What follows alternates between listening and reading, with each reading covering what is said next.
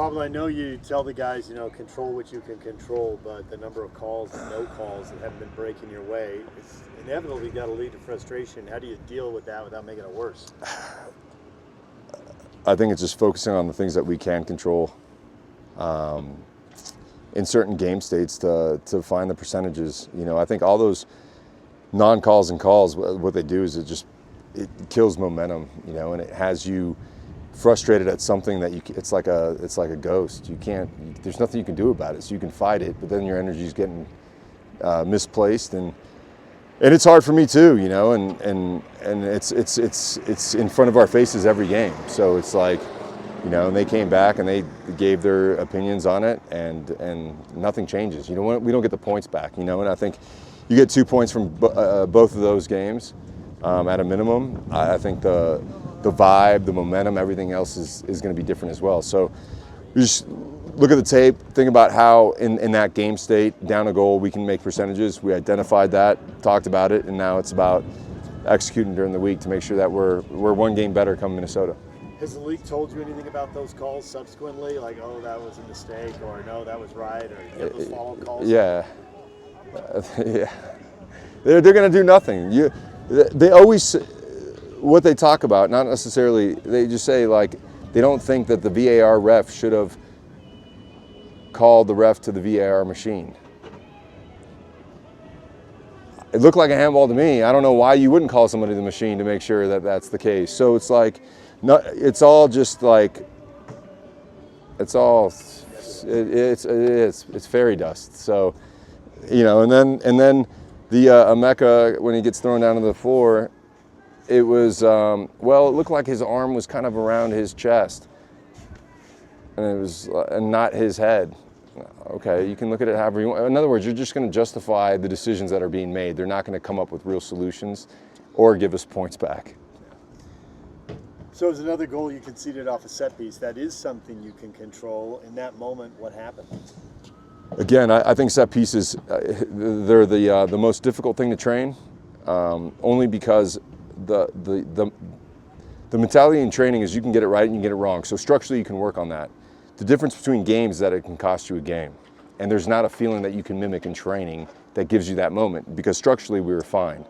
There was one guy on their team that wanted it more than a guy that he was up against. And that is really the difference. And that's when I'm talking about making plays, I'm not just talking about in front of goal. I'm talking about making plays. It could be in the midfield, stealing a ball, creating a transition, playing it out wide, getting it back. There's so many ways to make plays. And it's really about the moment, and are you ready to make a play in that moment? And so they made a play in that moment, we didn't. So we'll go back and look at it, but again, nothing changes as far as the structure of it, because the structure was really good. So how do we now, because we can go man-to-man, and we've been man-to-man, conceded goals man-to-man. We've been zonal, corners, conceded a couple. So at the end of the day, you got to win your individual battles, and you got to make plays in those moments that dictate games. You mentioned after the game, and it's funny you said this because you could feel it through the screen back in Utah, the lack of belief. Knowing what it looked like in 2021 when people believed when there really wasn't any reason to, and then not seeing it in this game, and you went right to it. How do you create that? Have you got somebody on the team who has it where it can be contagious because they speak up and they make a play? Yeah, I mean, we do, and unfortunately for us, it's been Rafa this year. But he's in goal. He's not on the field, and I think that's the biggest. I think that's the hardest thing. And again, I think leadership is a process. It's not something that you get just because you've been working at it. You've got to believe yourself that you can lead. And so again, I think this year's been a really up and down year with that part of it. And when we have momentum, everyone believes, and when we don't, it's really hard to find somebody that's going to stand against the fray and say, no, we got this. And so I think that's why I just go back to the little moments in games that we can build belief upon, right? The structure, the different things, because at this point it's about competing the right way. And how do we get those percentages to allow ourselves to make plays late in games? That's structure.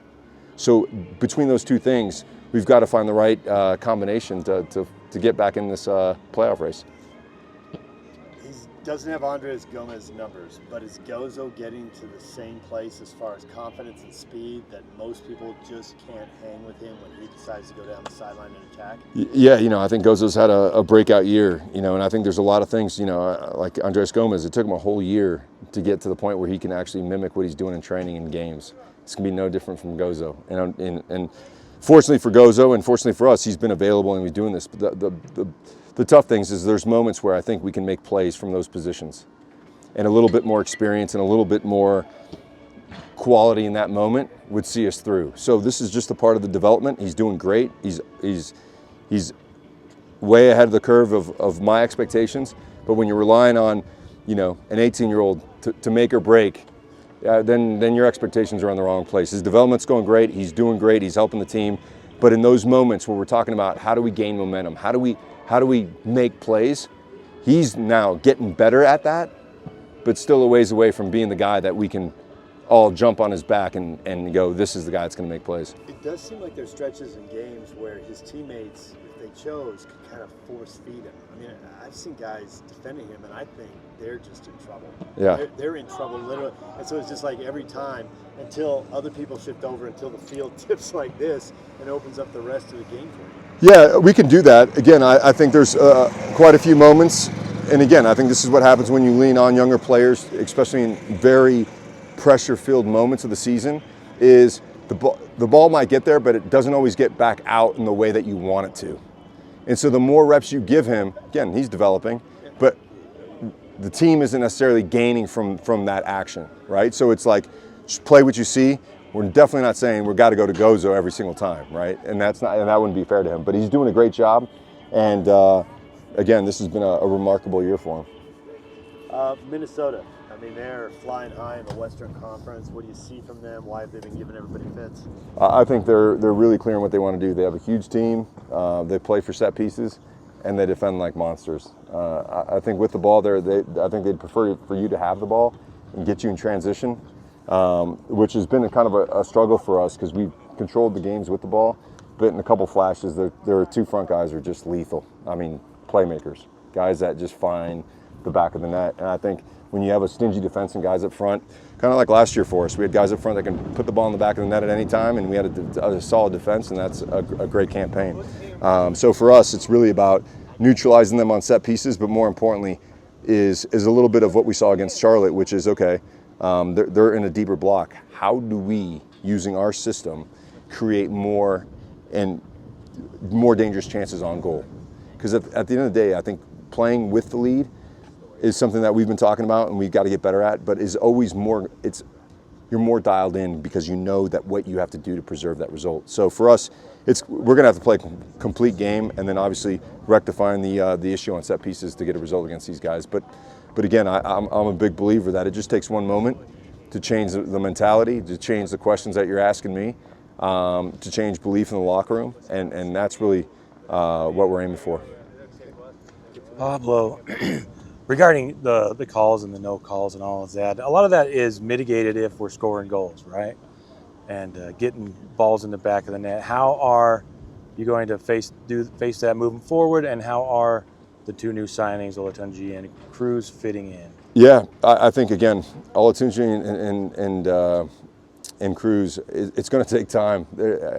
In real life, all this stuff takes real time. In fantasy land and on social media, it should happen right away. It's just not, but it's not the human condition. It's never been, and it won't continue to be the human condition. I think they did a really good job in this game getting into good spots. I think for us as a team, we can't just rely on those two to score goals. We've got to be positionally better in the final third to be able to turn one offensive go into 2 or 3 chances on goal. And that requires, ironically, our center backs to be tighter to the game, to not allow space between the lines so that we can keep playing forward. The other part of that is we haven't been a team that has crossed the ball a lot this year. We have 2 guys that are going to be in the box, 2 guys that thrive on being in the box. So now, with 8 games to go, we have to now start changing the way we look at our attack and vary it with more early crosses, because Victor and Ruan are in really good spots, but it's not something that we've been doing throughout the year. So I think those couple of things are ways that we're going to look to get on the board. And what are the plans for the Minnesota when you're going to be missing a couple of valuable pieces? Yeah, I think it's next man up. I don't, we got to train the guys that are available for this game. We'll look at some tactical adjustments to try to give those guys that are going to be in the game the best chance of success coming into the group. So there's a couple things that we'll look at. Players coming in, the next guy has to step up, but also looking at tweaking some things to make sure that we're putting these guys in the best positions to be successful for sure. And then, are you comfortable with where this team is at, this roster is at this point in the season, considering everything that you've gone through this year?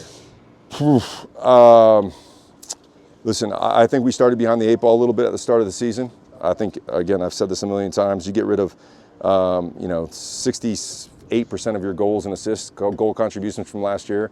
And, and the guys that came in were just starting out their careers.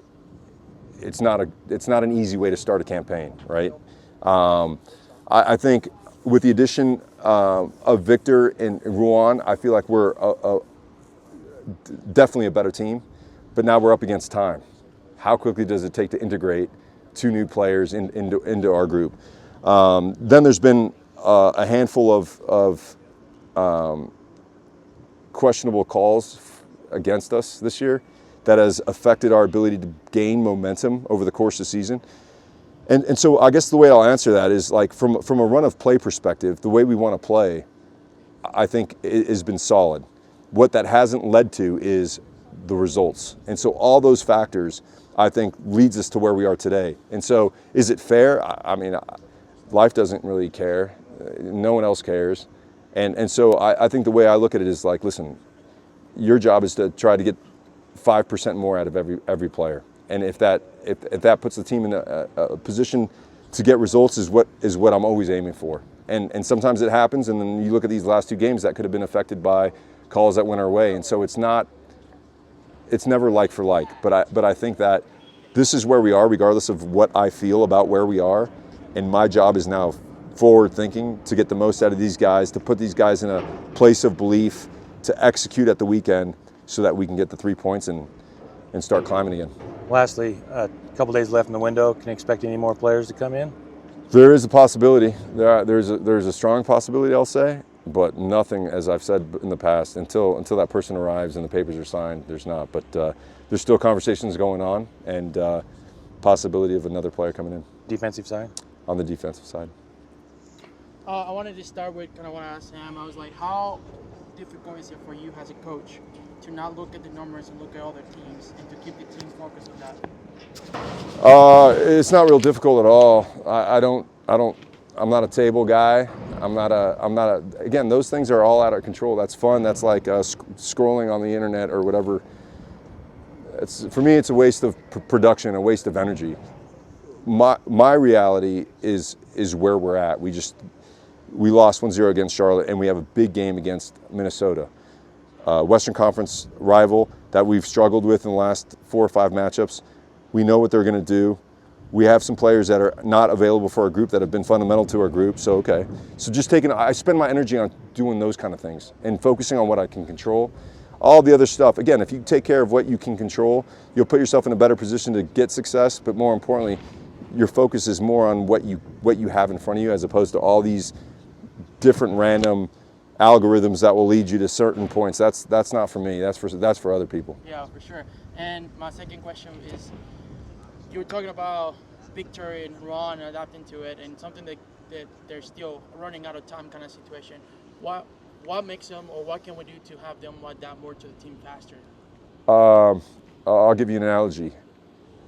It's like saying, I'm going to plant an orange seed in the soil, and it usually takes about 3 years to bear fruit. What can I do to make this tree grow faster? You just water it in sunshine. You water it too much, you're going to ruin the plant. Too much sunshine burns the leaves. There's a natural process that happens in all of life, and it doesn't change with soccer. The problem is again, we're up against time, so the impetus is to like hurry things up. But in hurrying things up, you might make a misstep and just allowing guys to get to know one another. Because again, it's not just the tactics. It's Victor understanding like, okay, Pablo's on the ball, I'm stretching because he can hit long balls.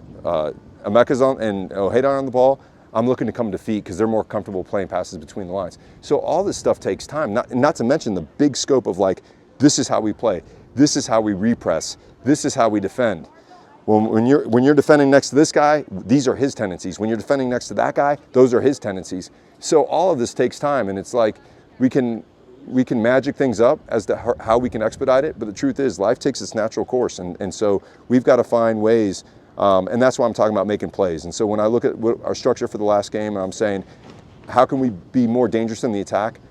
I look at our center backs being higher up the field. I'm not looking at even the goal. I'm looking at this will allow this, which will allow this, as opposed to this. And so now we have 5 guys in the box. And so these are the things that I'm looking at in order to put us in the best position, again, to not expect more from Victor other than quickly get adjusted is what that feels like to you. And we're on the same thing. If I say, hey, Victor, you got to score goals, what does that mean? How do you do that? How do you ball's there, you hit it in the back of the net, but how do we get more numbers in there to help the team score more goals, not just Victor and Juan? Talking about that and going to Minnesota, you talk about how defensively well they are, how they just step back a lot. Would that be a game where you're going to talk to more about taking more shots outside the box, tactically speaking? Yeah, I mean, I think again, it's the game of soccer will always ask you questions, right? So if I say take shots outside the box before the game starts and the guys have no room to shoot, well then we're wasting attacking opportunities. And so what we talk about is what we do as coaches is help these players think the game. In other words, if the defense is standing off us 10 yards out and we're 20 yards away, we're shooting.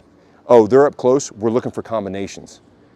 Oh, they drop off again, we're shooting. Oh, they step back up again, we're looking for combinations and getting the ball wide and getting in the box. So how do we think about attack versus saying black and white, this is what we want to do? If the shot's there and we have Pablo or Ojeda at the top of the box, absolutely shoot. And I think Ojeda's been doing that more. Pablo needs to do that a little bit more.